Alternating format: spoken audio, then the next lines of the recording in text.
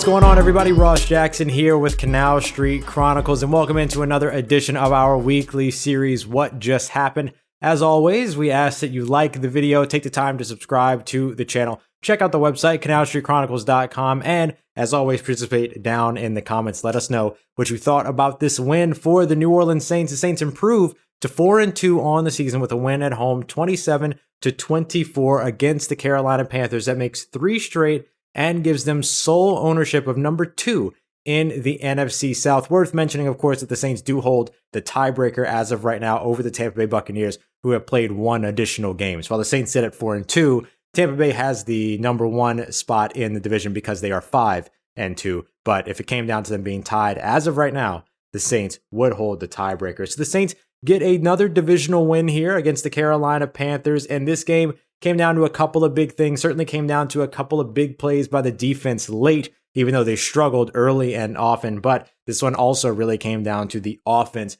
just being able to get cooking despite the fact that they didn't have Michael Thomas or Emmanuel Sanders in this game. So let's go ahead and break it down here. A couple of key things to go through. First of all, the Saints over on the offensive side, 12 of 14 on third downs. I was a little concerned about the Saints being able to find ways to convert on third down without Michael Thomas, without Emmanuel Sanders, but they had no problem doing it. They were able to rely on a young and exciting undrafted free agent rookie Marquez Callaway on those plays, Alvin Kamara, Latavius Murray, of course, as well as some of the other guys that you're used to seeing in those moments like Jared Cook, and then Deontay Harris, who also stepped up in this one. We'll talk about each of those guys as we continue on with today's episode, but I want to also talk about the Saints. 5 out of 6 of their drives, not including the 7th drive, which was just sort of the kneel down, get this done, get this victory kind of a drive. But 5 out of the 6 drives, meaningful drives that the Saints had, they scored, whether it be a touchdown or a field goal. Regardless, they found a way to put points on the board. And of those 6 meaningful drives, all of them were 8 plays or more. So the Saints bled the clock and they made good on their drives. They only got away with a couple of field goals in the second half, were ripped off a touchdown, but we'll talk about that here in just a sec as well. They did get an opening drive touchdown in this series, or in this game as well. The first time that they were able to do it so far this season. And that was a big part of what we talked about a couple weeks ago, right? If the Saints could just find a way to score on the opening drive, set a tone, set a rhythm for themselves, establish that, then that offense would look a lot smoother early and often and moving on throughout the rest of the game. And we certainly saw that against the Carolina Panthers there, them getting that opening drive touchdown, a meticulous 14-play drive that took over 8 minutes off the clock before they went up 7-0 in this one. 2 of 3 in the red zone in terms of getting touchdowns on this one. Should have been 3 of 3, but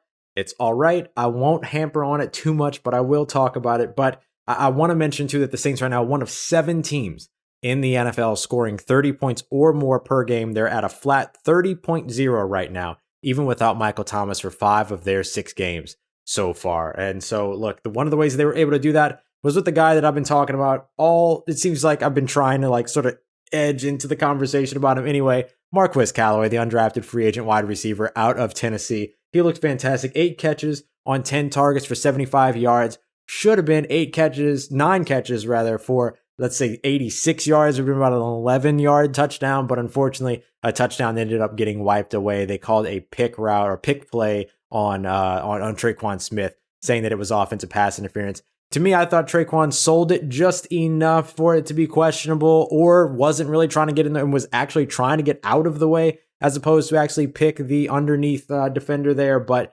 regardless, it ends up getting called back. Marquez Callaway, fantastic day as his role continues to grow here throughout the season. And certainly he got an increase in opportunities without Michael Thomas or Emmanuel Sanders being available. A couple of other top performers over on the offensive side. Of course, we got to shout out the GOAT, Drew Brees, 29 of 36, 287 yards and a pair of touchdowns. Again, it should have been 3 touchdowns, but he looked fantastic. The 2-minute drive at the end of the first half was just fantastic. Ended up getting the ball to Deontay Harris for a 4-yard touchdown at the end of that draft. Want to shout him out as well, or the end of that drive, Want to shout him out as well. 4 catches, 46 yards, and gets his first career touchdown in this one. Again, making good on opportunities as the top wide receivers for the team were out of action on this one. Alvin Kamara continues to have a fantastic season. He's averaging over 130 total yards per game so far this year, with a game off, which is great. 148 total yards in this one. He was just outstanding, ripped off a big 32-yard run. The Saints established heavy personnel and run plays early on in this game, and then were able to start taking advantage of some opportunities in the passing game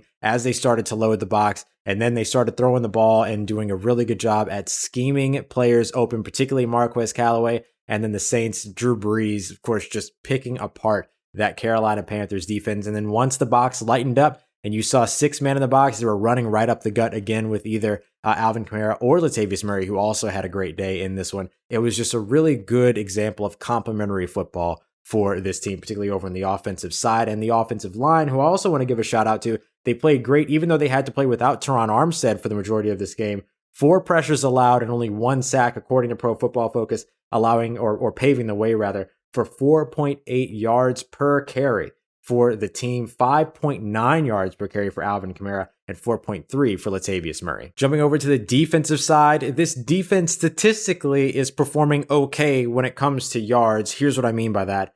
They are 7th in total yards allowed so far across the NFL, 17th in passing yards, so middle of the pack. They're 4th in rushing yards allowed, but they're 24th when it comes to scoring, and I think that that's the big issue for the Saints defense right now, along with, hey, it's coverage busts again. And I think that's going to be the big story that you're going to hear a ton of, is what's going on with the Saints secondary. Busted coverages yet again.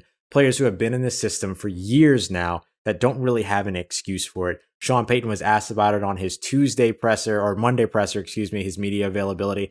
And he mentioned that it was the $6 million question. It's worth mentioning that Marcus Williams' rookie deal was a 4-year, $6.2 million contract. But let me not get too conspiracy theory tinfoil hatty on everybody. But regardless, all jokes aside, Marcus Williams had a rough game in this one. He was partly responsible for the big 74-yard touchdown. Perhaps Malcolm Jenkins could have helped to pick it up, but Marcus Williams is supposed to be the deep safety, ball hawk guy, the coverage safety guy, and we're just not seeing it from him so far this season. He has improved in tackling, but that only counts if you can also maintain the work that you've done in the past in coverage. But we continue to see coverage busts. I don't even want to call them miscommunications. It's been more than that, and I think that is one of the reasons why Saints fans, including myself, are getting frustrated watching him and seeing exactly the way that this is all going down from the coverage perspective. So certainly want to see that get fixed. Teddy Bridgewater was able to sort of dice up this defense pretty well. 23 of 28, 254 yards and 2 touchdowns in this one, including the big 74-yarder to DJ Moore, who just seems to always get one of those against the Saints. The run defense, though, was phenomenal. Again, 4th in the NFL right now, allowing only 89.7 yards per game on the ground. In this one, only allowed 14 rushes for 37 team rushing yards to the Panthers, 2.6 yards per carry allowed. Cam Jordan always talks about how this defense and this defensive line always wants to limit their opponent to less than 3 yards per carry. They achieved it here against the division rival Carolina Panthers and Mike Davis, who has been filling in valiantly for Christian McCaffrey. He's no Christian McCaffrey, but he's certainly no slouch either. Let's get to the third element of the Saints defense, talking about the pass rush here, lacking a little bit of get-home ability. Another example of them getting after the quarterback and getting pressure, but not being able to seal the deal and close down some of these sacks, bring the quarterback to the ground. 12 pressures, 10 hurries, according to Pro Football Focus, 1 hit by Sheldon Rankins. But one of the big things in this game was just the inability to really bring the quarterback down. They missed a lot of sack opportunities in this game, except for one, and that's Marcus Davenport, who I think deserves a bit of a game ball here in this game. I know that he didn't get home, all of the opportunities that he had. He certainly was in the backfield a couple of times for this one. We saw him sort of acrobat his way out of one point where he ended up on the ground, but Marcus Davenport getting a key sack late in the game, and this is the second game in a row, almost at second week, but second game in a row. You look at the Chargers game, Marshawn Lattimore making a huge stop, on the 4th down and 6 to tackle Mike Williams, and not allow him to extend that drive to bring the game to an end. Marcus Davenport made 2 plays at the end of this game. One of them was a little bit more of a group defense. It was 2nd and 10. They throw the screen pass on the outside to the offensive left, and then the Saints defense able to corral the ball carrier down for a loss of 1 yard. You add that in with Marcus Davenport's sack. He had a nice stunt, which we kept talking about before this game, was going to give Carolina problems. Carolina struggles against stunts. They struggled against twists. Here was another example. Marcus Davenport getting matched up with Mike Davis, the running back, on a pass rush. no problem blowing through him and getting to Teddy Bridgewater for the 8-yard sack. Joey Sly had to then go out there and attempt a 65-yard field goal and came up inches short. And I mean inches. A lot of people talk about, oh, they needed another foot, couple of feet, things like that. No, inches away. Because if that ball hits the crossbar, it's probably bouncing over and going through. And that bad boy came inches short of that crossbar. So I would say maybe half a foot to a foot would have made a big difference. So even if you look at that 1-yard tackle for a loss on the screen pass before the 8-yard sack, which Marcus Davenport was in on, that had just as much to do with them missing that field goal and not being able to tie up the game 27-all for the Saints to be able to run the clock out as the actual sack itself had. So now before we wrap up, we'll hit a couple of the key players over on the defensive side. I got 5 names written down here. I've got David Onyemata, who created a good amount of pressure on only, I believe, it was 16 pass rushing snaps. You saw a lot of rotation on the defensive line in this one, but he also created a lot of opportunities and lanes for other pass rushers to get involved, and also in the run game as well for linebackers to get into the backfield. Different opportunities like that he was able to help create. Janoris Jenkins looked good. 1 catch allowed for only 4 yards. He continues to be the Saints' most consistent player in the secondary. Sheldon Rankins had 1 missed tackle, but very good in run defense. Mario Davis looked pretty good in coverage. 32 coverage snaps, was only targeted twice. Did allow both of those for catches, but only 9 yards allowed on 17 yards after catch. So his targets really came on receivers that were already behind the line of scrimmage. So you like to see that. And last person I'll mention just one more time is Marcus Davenport, because we love a clutch gene. We love it. Real quick, we'll hit a couple of injuries to watch here. Michael Thomas, of course, he missed this game. There's the potential that he'll miss week 8 against the Chicago Bears as well. According to Jay Glazer, he's dealing with a grade 1 hamstring strain. So that's usually a 1 or 2 week miss for a player, 1 or 2 week recovery period. So we could see him potentially miss that week 8 game. Same thing goes for Emmanuel Sanders, who was placed on the COVID IR list late in the week. He has to stay there for 10 days and then test negative twice before he can come back. So he could be available for the Chicago game, but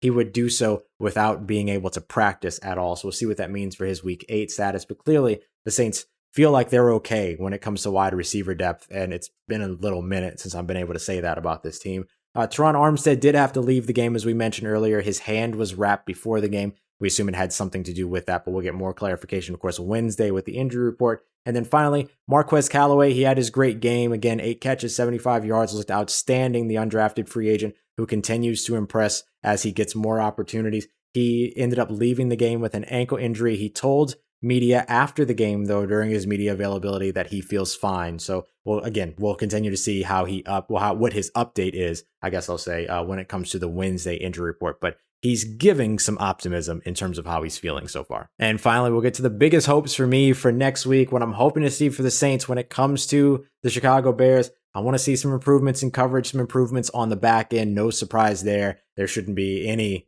That's paramount. That's the biggest thing that I want to see them adjust. Want to see the offensive line hold up against another very good pass rush against the Chicago Bears. Carolina's pass rush, not so great, only 5 sacks on the season before that game. So I'd love to see them continue to perform well against the premier pass rushes that they have performed well against in the past. And then Teron Armstead's health, of course, has a big deal to do with that. And the last thing is just converting pressure into sacks. Make the quarterback in Chicago, we can say Nick Foles for right now, uncomfortable, and you have to be able to, and in order to do that, one of the ways you're going to do that is convert those pressures into hits and convert those pressures into sacks. All right, Houdat Nation, that does it for another episode of What Just Happened here on the Canal Street Chronicles YouTube page. We appreciate you being here. As always, please like the video, subscribe, and go ahead and check out the website at canalstreetchronicles.com. As always, I'm your host, Ross Jackson. You can find me on Twitter at Ross Jackson, NOLA. We appreciate you being here, and we'll certainly holla at you next week.